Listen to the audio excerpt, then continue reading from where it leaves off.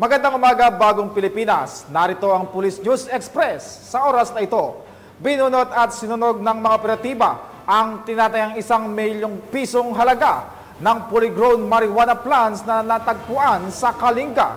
Narito ang report mula kay Patrolwoman Jomanin Kakanindi.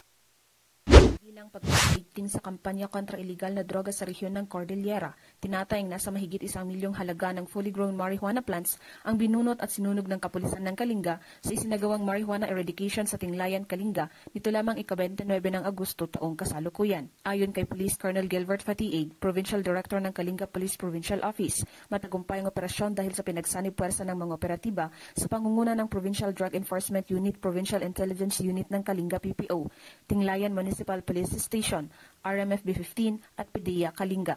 Nagresulta ang operasyon sa pagkakadiskubre ng isang plantasyon ng marijuana na may lawak na 270 square meters na may tanim na 5,400 fully grown marijuana plants na may 1,080,000 standard drug price.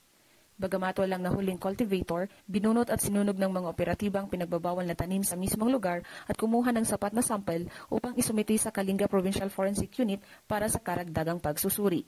Ang matagumpay na operasyon ng kapulisan ng Kalinga ay patunay na kaisang pambansang pulisya sa pagpapaigting ng kampanya kontra iligal na droga bilang pagsuporta sa adhikain ng administrasyon para sa isang mas mapayapang bagong Pilipinas. Mula dito sa Camp Major Bado Dangwal at Trinidad Benguet, ako ang iyong PNN correspondent, Patrolwoman Jomanin Kakanindin, alagad ng batas, tagataguyod ng Balitang Pulis.